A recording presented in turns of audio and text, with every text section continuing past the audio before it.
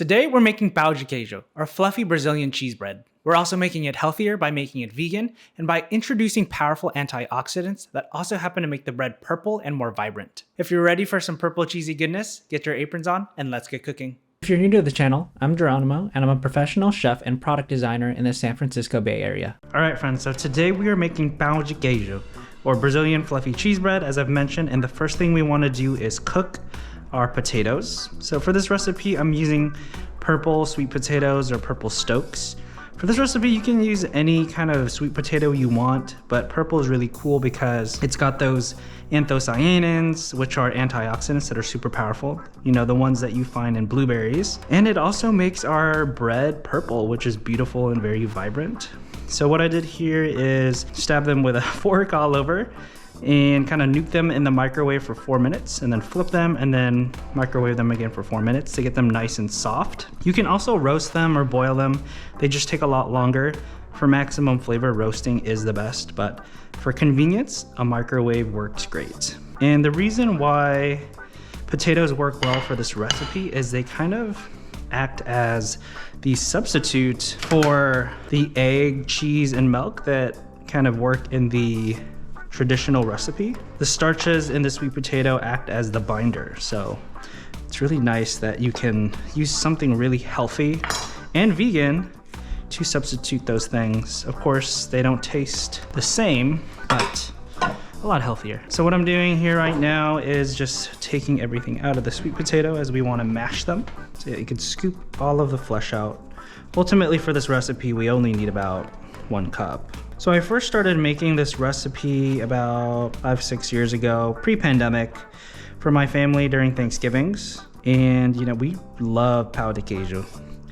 Pão de queijo. I don't really speak Portuguese, but it's a fun thing to say. You know, we would eat this a lot when we would go to Fogo de Chão, or when I would go to my Brazilian friends' house parties growing up and their mom would serve this up, and honestly we were all salivating waiting for the bread to finish in the oven. This is always like the main treat. Like, it's a great starter, it's so ooey gooey and cheesy. But yeah, for my family, I wanted to make a healthier version, and since we are Filipino, I'm not doing the best job of taking the skin off this. It's really hot.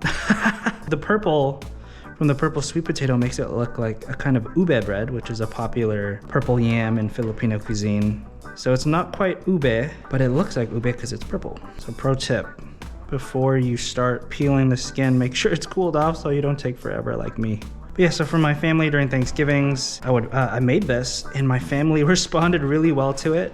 Despite it being vegan, it still tasted delicious. It was nice, ooey and gooey, because of the tapioca starch that you use in this recipe to make it kind of like a mochi-like savory bread.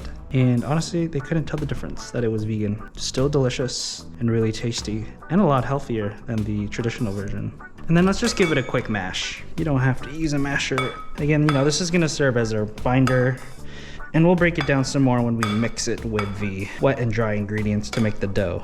But it's looking pretty already with all this purple. Trust me, I've made this with ube before. And since you can't really get fresh purple yam ube in the United States, it doesn't carry the same flavor or the same color after you cook it. But with sweet potato, since we have it fresh here, it carries its flavor and its color, so it stays vibrant and delicious. That's good, we have that here. Let's keep this here. So the next thing we wanna do is make our dough mixture. And for that, we're gonna need a bigger bowl. And I have 2 cups here of tapioca flour, which is what gives us that mochi-like chewy texture. And this is what's traditionally used in the regular pão de queijo recipe, but they actually use a fermented sour version. You don't have to use that for this recipe, but just normal tapioca flour will do. And now we wanna add in a 1.25 teaspoons of salt, give it some flavor. 1 teaspoon there. And then to give it its cheesy flavor, we use Nutritional Yeast, a nice healthy and vegan version. Got a lot of vitamins in it, B vitamins, B1, B2, B6, B12. So again, another healthier version of pão de queijo. What we need here is 4 tablespoons. Again, I don't have a tablespoon. I need to buy some new equipment. So I'll do 8 of these, 3, And you can always add more if you want, if you like an extra cheesy flavor. So since this is a vegan version and we're not using milk or butter or real cheese or anything, we like to add extra flavor into this. So here I have purple striped garlic powder from Burlap and Barrel. Really great brand. We'll use 1 teaspoon of garlic powder. Then we can do half a teaspoon of onion powder. Now whisk everything real good until well distributed so we can get the flavor in every single bite of our bao. So now we can introduce our mashed sweet potato over here and bring in that good purple color. So what we really need is just about a cup. You don't have to be too precise, but again, this will act as our binder.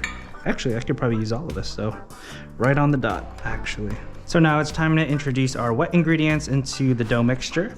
And to keep things vegan, we got some almond milk here, and we'll use 60 milliliters of that. So we're introducing some moisture in here. There we go, 60 milliliters. Lastly, we're gonna add some olive oil. Can't wait to eat this. This is one of my favorite starters or snacks. You know, it's savory and it's all about the texture really. You know, it's got a crispy exterior and that gooey and chewy interior that tears like cheese. And there's 80 milliliters of olive oil. And then now what we wanna do is mix up the dough mixture until we get something like very nice and kind of gooey. It'll be like more of a wet ball. All right, so now I'm just using my hands because that's a lot easier. And you'll see everything will come together nicely at the end. And as you can see, this is a very simple recipe. We're using simple ingredients and they're very wholesome and it's healthy and it's vegan. This is something I highly recommend you make for, you know, your upcoming next family party or gathering or just something fun to make.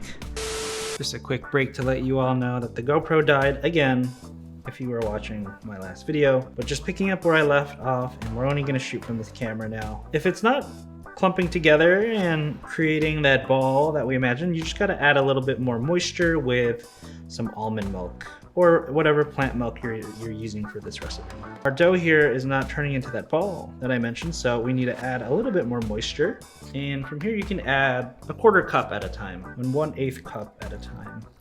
Yeah, now everything's kind of sticking together a bit more. So now you can see that we've got the dough nice and combined. Last thing we can do, this is totally optional, is just add a little bit more cheese for cheese flavor. So here I have vegan Parmesan hard cheese, and surprisingly, it really does taste like cheese. No need to be precise here. You can chop it up a little bit. You can grate it too if you want. There's no right or wrong way to do this. And then make sure we fold that in there real good so that it is mixed well into the dough and in every bite. So we'll do a bit of a mix. All right, while our dough is getting ready, and if you're enjoying this twist on a Brazilian classic and want more like it, hit that subscribe button down below. It's a quick little click and it really helps out the channel a lot. Thank you so much for watching, and let's get back to our cheesy dough. So yeah, last thing we need to do is load them up in the oven. I have the oven preheated at 350 degrees, and we just need to bake them for about 25 to 30 minutes until the bottoms are nice and golden and crispy and everything's cooked through. You can do this on a sheet tray. I like loading my pão de queijo in a muffin tin, and so you have like these small bites, perfect little bites. You can roll up your ball. They will expand, of course. Just drop them in. Sometimes you'll see them in different sizes, a little bit bigger, a little bit smaller. This is the perfect size for us as like a little small bite treat, cheesy treat. All right, so we have these purple bad boys loaded up in the muffin tin, and we just need to pop them in the oven at 350 degrees for 25 to 30 minutes, and they'll get nice and crispy. All right, the 30 minutes are up. Check it out. Look at these purple balls. Looking good. Kind of crackly, but they are nice and crispy. So let's let them rest a bit and cool down, and we can dig in. They look delicious.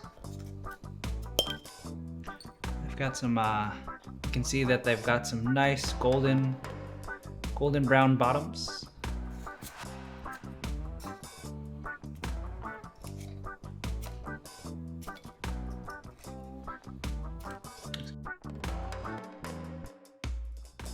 I'm gonna show you how crispy they are. Like, you can hear how crispy they are. Oh, it's hot, really hot. Here's a cheese pull. Let me try to get nice and focused for you.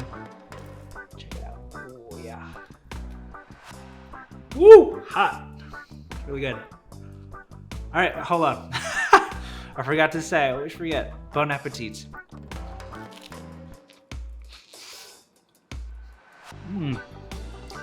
Oh yeah, I love the crispy exterior. They're really nice and gooey inside. It's got that cheesy flavor. And I love that they're purple. The bottom's got a little brown, probably from interacting with the metal, but still looks really cool. These are addicting. All right, this one's really hot, but one more cheese pull. Woo! All right, what are you waiting for? Go and make these. If you enjoyed this video, check out my video here, where I show you how to make biko, a Filipino sticky rice dessert that also happens to be vegan. Thank you so much for watching, and if you enjoyed this video, please leave a like and subscribe, and I'll see you in the next one.